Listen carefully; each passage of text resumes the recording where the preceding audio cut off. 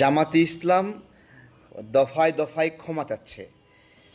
আমি আসলে দেখতে চাই জামাতে ইসলামের এই ক্ষমা চাওয়া কতটা খাঁটি এবং ভেজাল মুক্ত।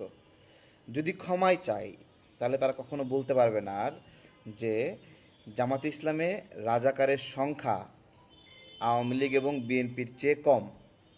তারা যেটা যুক্তি দেয় না যে 10,000-এর মধ্যে 8,000 আওয়ামী লীগ, আপনার হলো 1,500 বিএনপি আর মাত্র 500 হলো জামাত। এ ধরনের মিথ্যা কথা বলা যাবে না। যদি বলেন তাহলে আমরা মনে করব যে আপনাদের ক্ষমা চাওয়া সঠিক না। শুধু তাই না, জামাতে ইসলামের আমির ক্ষমা চেয়েছে, বলেছে 71 না, শুধু সকল ভুলের, সকল অপরাধের ক্ষমা চাই। কিন্তু এই ক্ষমা চাওয়ার পরেও আমার ফেসবুক ওয়ালে তাদের হ্যারাসমেন্ট কমে নাই। তাহলে জামাতে ইসলাম কি শুধুমাত্র অতীত কাজের জন্য ক্ষমা চাচ্ছে, নাকি অতীত এবং ভবিষ্যৎ যত খারাপ কাজ করবে তার সকল ক্ষমা চাচ্ছে? আমি স্পষ্টভাবে দেখিয়ে দিয়েছিলাম যে তারা কি কি ভাষায় গালিগালাজগুলো করছে।